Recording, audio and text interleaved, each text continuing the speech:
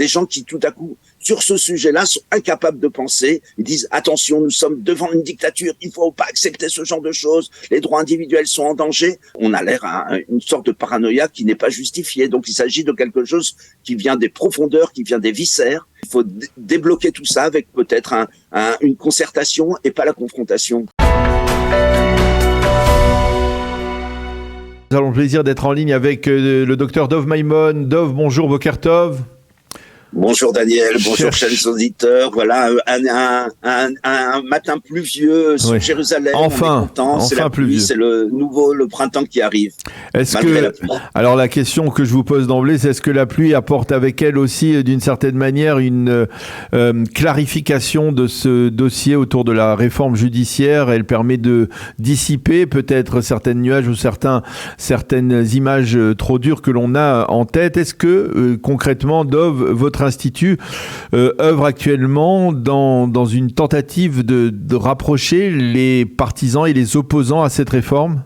D'abord, ceux qui habitent en Israël ont pu voir sur le périphérique à Tel Aviv, sur les murs, sur l'entrée de Jérusalem, à peu près partout, des grandes affiches de notre institut, le JPPI, l'Institut de stratégie pour l'avenir du peuple juif, qui appelle justement une concertation. Et on travaille 24 heures sur 24 avec le président de l'État d'Israël pour arriver à une proposition de concertation. Donc, on a toute une équipe de chercheurs, de juristes internationaux qui sont engagés sur ce projet-là, et on pense qu'on commence à avoir quelque chose qui arrive. On a fait des sondages importants. On a 45% des gens qui ont voté pour le Likoud, qui aujourd'hui pensent que la réforme va aller trop loin. C'est pas ce qu'ils voulaient. Ils ont été pris en otage. Et ils veulent justement une concertation, ils veulent qu'on parle de tout ça. 80% des Israéliens sont pour la concertation. Il reste ces 20% de puristes, ce soit 10% d'un côté ou 10% des opposants, des promoteurs, qui eux sont des purs et des durs, que la pluie n'arrêtera pas. Si on peut parler de la pluie, non, ils vont continuer. Mais oui, on va vers quelque chose, vers un réchauffement et vers quelque chose qui va aller vers le mieux. Je pas de doute là-dessus, Daniel. Alors, c'est déjà encourageant, mais est-ce que, par exemple, ces 20%, ce ne sont pas justement ceux qui sont aux commandes, d'une part, de la protestation, les organisateurs de ces manifestations récurrentes, et de l'autre côté, eh bien, ceux qui sont au pouvoir, le gouvernement, Yariv Levin, Simcha Rothman? Alors oui, d'abord, vous avez raison, bien entendu, Daniel. Regardez, je vais vous proposer de faire pour nos auditeurs une conceptualisation, peut-être une modélisation qui va peut-être nous aider à réfléchir, avec deux récits narratifs complètement opposés, parce qu'en vérité, on a un moment de clarification des projets sociétaux israéliens. On a deux grands projets, et là, on arrive à quelque chose. Alors, je vais vous le présenter suivant deux discours. Le discours des opposants à la réforme, comment eux lisent le discours, comment lisent la crise. C'est les gens avec qui je travaille en général. Et puis ceux qui sont les promoteurs de cette réforme, les gens dans le quartier où j'habite notamment. Voilà, que ce soit les sionistes religieux radicaux ou que ce soit les Haridim qui promeuvent cette réforme et qui veulent le faire. Donc, du côté des opposants, comment ils disent les choses? Écoutez, Daniel, c'est assez simple. Ce qu'ils voient, eux, ils disent, voilà ce qui s'est passé. En mai 2021, c'était la fameuse Chomat Magen, la fameuse crise où on a eu tout à coup l'impression qu'il n'y avait plus de gouvernementabilité. Il y avait des Arabes qui faisaient la loi dans ce pays, les Bédouins faisaient la loi, on perdait les commandes de ce pays à ce moment-là. Et c'est contre ça que le peuple s'est révolté et a appelé un mouvement qui sera plus avec renforcer le gouvernement, renforcer l'exécutif. Si on prend le modèle de Montesquieu, on voulait renforcer l'exécutif, on veut maintenant, parmi les trois pouvoirs, on veut renforcer l'exécutif, et la Cour suprême fait partie du pouvoir judiciaire qui oppose cette gouvernementabilité. Et ben, il va falloir la limiter. C'est-à-dire que les gens sont prêts à sacrifier dans une certaine mesure plus de liberté, plus de droits individuels, pour avoir moins de droits individuels, pour que le gouvernement puisse fonctionner et rétablir l'ordre dans ce pays, que ce soit avec tout ce qui part un peu en sucette tout autour de nous. Donc voilà, ça c'était le premier mouvement. Alors, je vous arrête parce que les opposants. Je vous arrête. Et dans ce cas-là, alors, je vous écoute, Daniel. Non, je vous arrête parce que déjà cette petite phrase, elle peut, on va dire, quand elle est mise aux oreilles des opposants à la réforme, elle peut être assimilée à une forme de début de dictature. Exactement. Les opposants disent, nous sommes en train de limiter les droits individuels, nous avons un risque de dictature. nous pouvons avoir un glissement vers une dictature, vers une démocratie libérale, etc. Donc c'est comme ça que les gens le voient, puisqu'on va limiter les droits individuels. Donc cette lecture a du sens, dit quelque chose de sensé. Je vous dis que nous on est pour le dialogue, c'est qu'on pense qu'il y a deux récits narratifs, les deux récits narratifs ont du contenu. Donc je pense que c'est suffisamment clair. Ces gens-là disent attention, nous devons être sur nos gardes, nous avons un risque de dictature, nous avons un risque de perte de droits individuels, et aujourd'hui c'est cela, demain ça sera d'autres. Il faut absolument éviter ce que vous appelez tout à l'heure la tyrannie de la majorité. Alors maintenant c'est ce discours-là. Maintenant en face, comment eux les promoteurs de cette, donc je répète, les opposants disent nous vivons un équilibre délicat entre juifs et démocratiques. Nous sommes une démocratie en guerre. Nous sommes entre particularisme et universalisme. Il faut qu'on gère tous les deux. C'est ça qui est le projet du sionisme. Et c'est ça qu'on doit gérer. C'est essentiel d'avoir sa propre identité. Et d'un autre côté, ne pas oublier que nous sommes un projet qui vient des Lumières. Le sionisme est un mouvement qui vient des Lumières. C'est un projet des Lumières d'un peuple qui prend son destin en main. Et donc, ils vont avoir le drapeau d'Israël, la déclaration d'indépendance en disant voilà le projet du sionisme, c'était ça. Et nous ne voulons pas une trahison de ce grand projet universel et humaniste. D'un autre côté, on a les promoteurs de la réforme. Les promoteurs de la réforme, pour leur côté, ils disent non. Il s'agissait en fait, en Israël, il y avait une hégémonie qui était en place et qui est en train de perdre son pouvoir au niveau électoral parce qu'il y a des changements démographiques. Et tout à coup, ce second Israël, que ce soit les juifs séfarades, que ce soit les juifs orthodoxes ou ultra-orthodoxes, qui eux veulent un État plus juif. On est venu ici pour créer un État juif. C'est vrai qu'on veut être démocratique, c'est vrai qu'on va avoir un régime démocratique, mais on est d'abord, après 2000 ans, on veut avoir un pays à nous, un peu comme les Ukrainiens veulent un pays à eux, les Algériens ou les Tchèques, on veut un pays à nous. Et donc le côté démocratique, c'est bien, c'est là, mais c'est moins important que d'abord rester un pays qui doit être juif, qui va être de plus en plus juif, puisqu'il y a de plus en plus de populations qui sont là. Donc ce projet-là, et donc ils accusent l'hégémonie ancienne d'être une cooptation, d'être plutôt ashkenaz, d'être plutôt des gens qui sont laïcs, etc. Donc ces gens vont dire nous voulons revenir à un État plus juif. Nous avons maintenant le pouvoir. Nous avons été bâillonnés pendant 75 ans. Maintenant, nous voulons prendre le pouvoir et établir ici le royaume de David ou quelque chose comme ça. Donc, on a deux projets sociétaux. Un qui veut faire un État juif de type peut-être théocratique, davidique. De l'autre côté, un pays qui dit attention, nous voulons rester un pays qui fait partie des pays des Lumières, des démocraties libérales. Donc donc ce mouvement-là, si on voit bien, ces gens, les promoteurs de la réforme sont en train de nous dire, en vérité, ce qui se passe, c'est les anciennes élites d'Israël, Ashkenaz, high-tech, etc., qui sont en train de dire, il y a un changement démographique, il y a de plus en plus d'ultra-orthodoxes, et nous voulons combattre ce nouveau pouvoir qui sont en place. Et là, ils les accusent d'être une révolution réactionnaire quelque part. C'est-à-dire chacun accuse l'autre d'être réactionnaire, d'être conservateur. Je voudrais utiliser votre expérience et l'expérience de vos chercheurs pour répondre à une question. Et en fait, on peut reprendre une parole célèbre du général de Gaulle au moment où il a créé, forgé la 5e République. Il avait dit à la gauche qui lui disait à l'époque vous êtes en train de faire sombrer la France dans la dictature. Il avait dit on ne devient pas dictateur à 70 ans.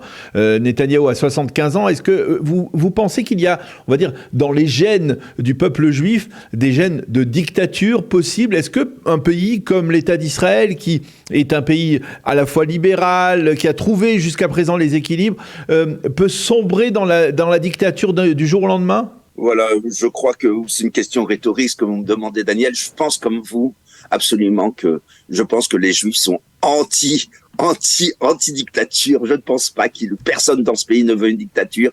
On est très très loin. Au contraire, on a besoin plus l'exception dans la loi juive, ça a été de vouloir tout à coup être capable le moment régalien, on a voulu créer un État parmi les 2000 ou 3000 ans d'histoire juive, on a tout à coup voulu avoir un pouvoir fort. Donc non, moi je ne pense pas que le pouvoir fort c'est quelque chose qui tente qui que ce soit en Israël. On voit même quand les gens parlent d'un État qui aurait une apparition plus juive et plus de valeurs juives, plus de valeurs traditionnelles, etc. Personne ne parle de limiter la liberté individuelle. Alors pourquoi que ce soit sexuel ou comportemental au niveau du quotidien. Donc je ne vois pas du tout de risque de dictature. Je pense que on doit être sur le qui-vive, mais il n'y a pas de risque à ce niveau-là. Les Israéliens sont anti-dictature, ne supportent pas ça du tout. Ils veulent garder leur liberté individuelle. Les Juifs, d'une manière générale, n'ont jamais accepté ce genre de pouvoir. Alors pourquoi a-t-on le sentiment que de la part justement des anti-réformes que l'État d'Israël est au bord de la dictature, que demain, comme le disent disent certains, eh bien, on va les obliger à faire la prière, à porter des perruques pour les femmes, etc. Comment on arrive là à ce type de dialogue, à ce type de menace? Vous avez cité Rothman et Yariv Levin, qui disent, écoutez, en vérité, vous êtes en vérité contre le changement démographique. Vous êtes en train d'avoir des anciennes élites qui ont créé ici un pays où, comme disaient certains, on nous a pas laissé nous assimiler et devenir des bons non-juifs, des bons gentils, des bons goy en diaspora. On va créer un pays où on pourra enfin être des goy qui parlent hébreu et tout à coup, vous révoltez contre ça. Donc, en fait, c'est pas contre la dictature que vous accusez, c'est pas le changement de réforme que vous accusez, c'est le changement de société. On est avec un changement démographique et vous voulez pas accepter ce changement démographique, vous voulez garder le modèle de créer une petite Autriche ou une petite Suisse au Moyen-Orient alors qu'on est dans un autre modèle avec une autre changement. Les changements démographiques sont la clé de tout et voilà. Donc, mais il faut écouter tous ces gens-là parce qu'écoutez comment on voit ces manifestations de 500 000 personnes, c'est absolument astronomique, avec des drapeaux d'Israël alors que les drapeaux d'Israël étaient traditionnellement du côté des gens qui sont pour l'État juif, ceux qui sont pour le pays ethnocentré, etc. Et tout à coup, ils viennent avec la déclaration en disant, écoutez, dans la déclaration d'Israël, la déclaration d'indépendance d'Israël, nous avons un projet qui est un projet des Lumières, un projet d'un pays universel, et c'est ce projet-là qu'on veut défendre. Donc on a un moment exceptionnel, on a un moment, je dirais presque constitutionnel. Il y a peut-être une possibilité de tout ça, sorte une constitution d'Israël. C'est un projet de société. On doit clarifier les positions. C'est d'ailleurs, j'ai écrit la semaine dernière au président, lui disant, écoutez, on va reconstruire notre forum d'intellectuels, et puis il va falloir qu'on refasse ça chez vous, et on va repenser le projet israélien. Il y a un grand travail à faire, et ça probablement quelque chose qui va se faire, parce qu'on a des idées, on a deux grands projets, et ces deux grands projets doivent faire peut-être émerger ou peut-être même faire naître le nouveau projet israélien, qui sera un projet qui serait plus juif que ce qu'on a l'habitude et qui serait peut-être aussi plus démocratique, plus des Lumières, quelque chose qui, à mon avis, est très prometteur, très très bien. Et c'est cette concertation. On a l'habitude, les Juifs sont des talmudistes, les Juifs sont des gens pour la concertation. Les gens, on pense qu'on a personne n'a le monopole de l'intelligence. Il faut qu'on écoute toutes ces voix-là et qu'on essaye de penser à un genre de médiation culturelle où on aurait des choses où les gens vont dire, pour l'instant, on n'en est pas là. Vous avez bien noté, Daniel, vous le dites bien. Pour l'instant, on est dans des camps opposés qui ne s'écoutent pas. Et alors que je travaille avec des gens extrêmement intelligents, des gens ouverts sur le monde, tout à coup, je parle avec eux, j'ai l'impression de voir des murs, un véritable muraille, des gens qui tout à coup, sur ce sujet-là, sont incapables de penser. Ils disent, attention, nous sommes devant une dictature, il ne faut pas accepter ce genre de choses, les droits individuels sont en danger, alors que c'est complètement, on a l'air à une sorte de paranoïa qui n'est pas justifiée. Donc il s'agit de quelque chose qui vient des profondeurs, qui vient des viscères, et ça, il va falloir qu'il faut débloquer tout ça avec peut-être une concertation et pas la confrontation. Alors, dans une dernière question, est-ce que, puisque vous parliez de votre sollicitation auprès du président de l'État, est-ce que vous pensez que dans les prochains jours, le président peut présenter une proposition de compromis qui puisse être acceptée par les deux parties ou au moins apaiser les tensions actuelles? Je pense qu'on a entendu Yariv Levin, le ministre de la Justice, et Rothman, le député, qui est un des promoteurs de cette campagne, qui dit que le temps est venu d'écouter les uns et les autres. Vous savez, dans le bord du JPPI, nous avons les gens qui financent toute cette campagne pour la réforme. C'est-à-dire qu'en fait, on a en vérité, à travers ce qui se passe en Israël, on a aussi des financiers américains qui sont derrière, le fonds Tikva, qui est dirigé par Elliot Abraham, qui fait partie de notre équipe. Et d'un autre côté, les gens du nouveau fonds israélien, qui eux sont les gens qui proposent d'être l'Israël le plus démocratique possible. Et ces gens-là, finalement, quand on se rencontre, nous, au niveau des directions du JPPI et qu'on parle avec ces gens-là, on est en train de dire, écoutez, nous sommes d'accord qu'il y a un moment où il va falloir réfléchir sur ce projet israélien, et donc il y a quelque chose qui va venir. Et au niveau du profil psychologique, Yitzhak Herzog est la personne la plus c'est vraiment ça, il est presque fait pour ça. C'est un homme de dialogue, c'est un homme de compromis, c'est un homme qui aime la concertation, qui n'aime pas le conflit et qui veut essayer de faire avancer les choses. C'est son moment historique et on a vraiment le profil sur mesure de la personne qui peut mener et porter ce projet de réconciliation nationale. C'est ce projet, je pense que quelque chose qui va venir, et puis il va falloir accepter aussi les changements démographiques. Il va falloir comprendre que le pays demande un pays juif, le peuple demande plus de judaïté, et c'est des choses qu'il va falloir tenir compte. Et puis voilà, donc on va avoir finalement plus de démocratie, plus de voix qui vont être entendues, plus de pluralisme et de diversité ethnique et culturelle dans les élites. Enfin, on est en train de vivre quelque chose qui pouvait se faire que sur une manière un peu violente, mais qui va aller de mieux en mieux. Je reste confiant, Daniel. Eh bien, on va rester sur cette note finale d'optimisme, parce qu'effectivement, on en a bien besoin, et le message que l'on entend de part et d'autre n'est pas toujours particulièrement optimiste. Il est plutôt dans le combat et dans la confrontation. Mais en tout cas, on retient votre message d'optimisme, et en tout cas le fait que justement, eh bien, il y a effectivement une forme de volonté de crever l'abcès, d'essayer de régler un problème important dans l'identité, on va dire même de l'État d'Israël. Merci beaucoup, Dr Dov Maimon, d'avoir accepté de répondre à nos questions, de nous avoir expliqué donc où on en était aujourd'hui dans ce dialogue qui tente de trouver une solution à la crise actuelle autour de la réforme judiciaire. Merci beaucoup, Dov. À bientôt. À bientôt et bonne journée.